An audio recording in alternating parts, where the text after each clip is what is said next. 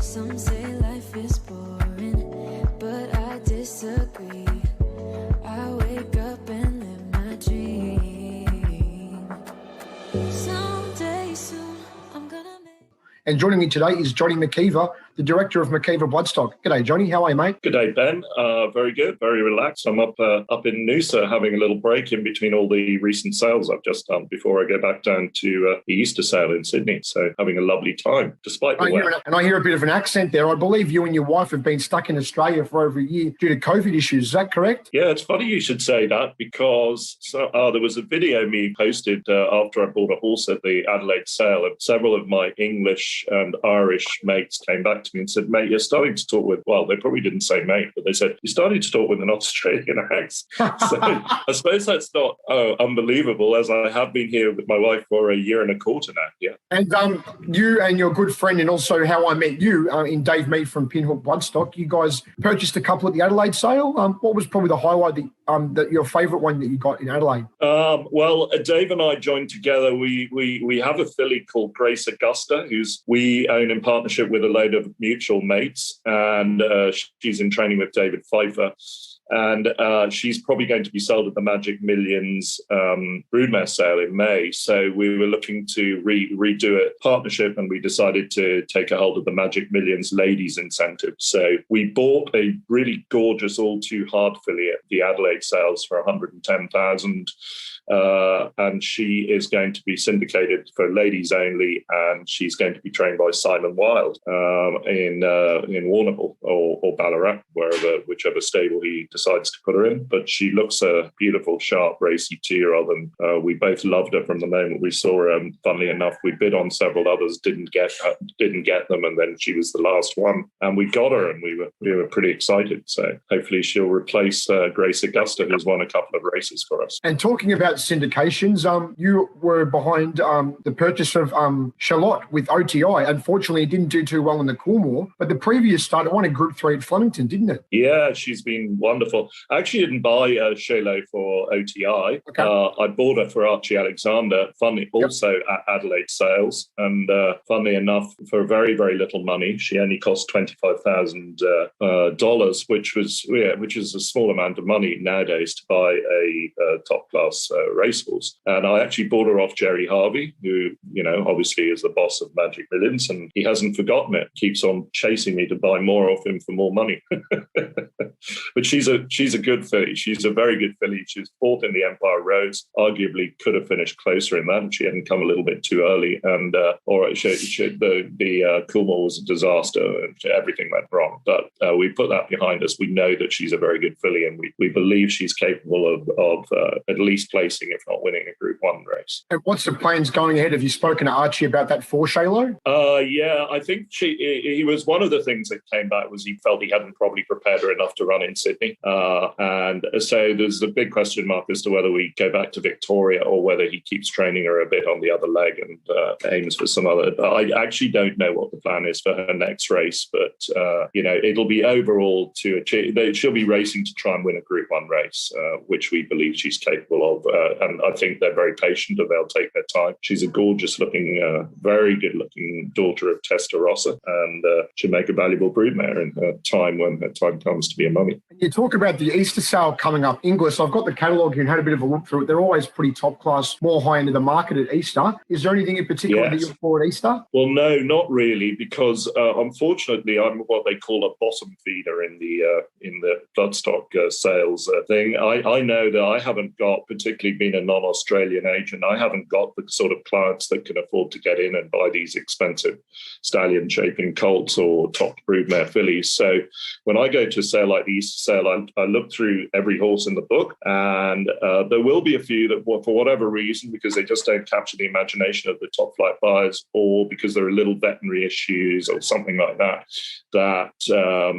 you can pick up, and you can actually pick them up, I find, at a sale like Easter maybe a little bit cheaper than similar horse would make if it was in a lesser, not say lesser quality, but lesser bracket sale. So I don't mind going and doing my homework hard there, but it won't be one that I pinpointed, beforehand. It'll be something that happens when I'm there. I'll see a particularly nicely bred filly, but she'll have something wrong with her conformation or veterinary report. But we'll analyze it and decide that at a certain price she's worth a punt, and if we can find clients, we'll get her. That's the way I work a sale like the Easter sale in Australia. When I'm at something like Adelaide, I'm kind of more like trying to buy exactly the one I want. But at something like the Easter sale, I'm a bottom feeder. I'm not a very important person at the sale, but I'm happy to be there, and we've got some good horses buying that way in the past. And how's it been not being able to go to Tattersalls, Golfs, or Aquana in France due to you being stuck in Australia? Because usually you're regular at all those sales, aren't you? Yeah. No, it's that's been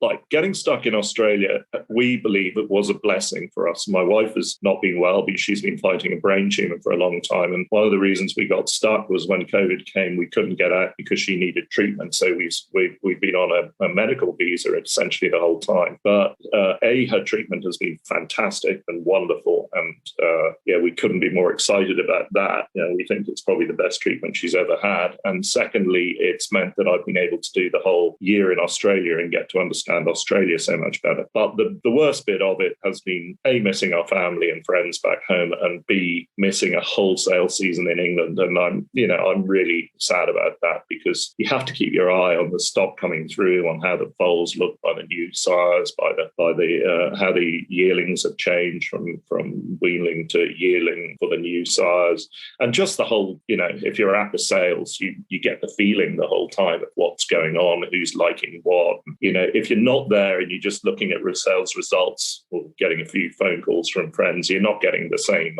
the mental stuff that just goes in like a sponge and that you absorb and makes you an expert in the market. And I've really enjoyed. I've really enjoyed the look of the impendings this season here in Australia, and you being able to spend some extra time here. What have you thought of the impendings, and has there been any other first season sires that you've liked? I've liked the impendings pretty much. I didn't manage to buy one. I think I bid on one. We liked the invaders. Obviously, I tend not to sort of chance first season sires too much if I can avoid it. I find that in Australia particularly, they tend to cost the same amount of money if they're good looking stock as proven stallions. And I'd rather take my chances with something like the All Too Hards, which I took at Adelaide. I bought 2 fillies by All Too Hard, and I've been very lucky with a stallion like Star Witness. I've bought several good winners by him, and my wife was involved in Global Glamour, which was one of the first horses we ever took a share in Australia. So I bought Matt Kumani, a beautiful Star Witness filly at Adelaide for 60,000. I just thought she was outstanding value. I think she would have cost double or triple by a first season sire that was a popular one, and I'd rather go with the old servant who's treated me well. So that's my view about first season sires. I like to look at them, but probably don't like to give too much money for them. And what a ride all the girls had with Global Glamour. I remember first reading about it, and then talking to Elaine Lawler briefly about it a while ago, and just an amazing story. So many women from all over the world with a passion for racing. Yeah, no, it was an amazing story, and it was great for us because Gay Waterhouse was the first person in Australia to ever get me to come to Australia. She let me do this for her for a couple of Magic Millions sales fair way back, about 10 or 12 years ago. And then through that, she started buying staying horses up in the Northern Hemisphere through us, and we had a hell of a lot of success with that. We bought a very good horse called The Offer of Coolmore, in fact, who everyone says you can't buy a good horse off, but he won a Sydney Cup and several other group races, and was a very good stare, gave some great runs, and a great run in a Melbourne Cup and so forth. And we bought another couple of good Grade 1 winners, Julie Ennis and Len Cadham Gold. And so Gay and her husband Robbie and Susie and I have become great friends, and we see each other whenever they're up in England, and we always go and see them when we're down here. And we're always on the lookout for stayers for Gay and Robbie. And Adrian Bott, her partner trainer, has also travelled to England and stayed with us. And we're great friends with Adrian and Jess as well. And so I've got that kind of anchor in Australia. I've always got them to to do some work for. But obviously, since coming down here a bit more, I've sort of broadened my horizons and do a bit of work for several different trainers and individuals here. But I wouldn't mind getting some more if I could find them. What is it when you're at a sale? What do you look for in a yearling? Every person I ask tells me different things. It would probably be different for you too. Yeah, I mean, I was formally trained as an agent, i.e., I'm not just I worked for a big agency in Ireland that was founded and run by my father for many years, not when I was working for it, but called the McKeever Bloodstock. And we were kind of like formally trained in sort of confirmation, and you had to go around and do your 2 years with a senior agent and take it all in. And then when we did notes and we did meetings every night, and we had to go through an assessment and analysis of each lot. The meetings would go on for hours and be so boring. But it was quite good sort of training. But I have to admit that now it's really different. Now that I work for myself, I just either like a horse or I don't initially. And then after that, I walk it up and down a lot and decide, is it truly an athlete for me? And then after that, the pedigree will just tell you how expensive it will be. If it's by Schnitzel out of a Group 1 winner, it may be the loveliest and most athletic yearling I've seen, but I know I've got no chance at all of buying it. If it's by a sort of slightly lesser stallion out of a mare that I just happen to like the broodmare sire of or something, we'll give it a go and see where we go. But for me, it's at the level I buy, I can't afford to be fussy on pedigree. It's all about athleticism. And that's my interpretation of that athleticism, not anybody else's. What I like may not be like what anyone else likes.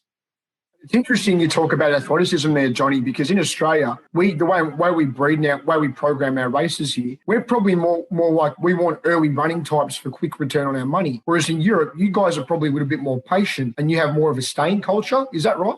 Yeah, that's definitely true in Europe as an overall picture. However, racing is an extremely expensive pastime in Europe because we have no prize money. When I say in Europe, particularly bad in England, of all places, the most sort of iconic racing country in the world with the Epsom Derby, Royal Ascot, York, Goodwood, Newmarket, July. These are amazing sporting race meetings, and yet we're racing for a pittance of prize money. Like we're racing on good days at Newmarket for what you'd get for a country meeting, and it's a disgrace. And consequently, not many ordinary people like the butcher, the baker, or the candlestick maker can afford to buy a horse or even a share in them. So when we are shopping for trainers and so forth in England, I have been trained very much to look for the sharp early 2-year-old type because that's the only horse really that the type of client I buy for can afford. And it's the stayers with the Galileos out of the top class mare. They're the ones that are going to make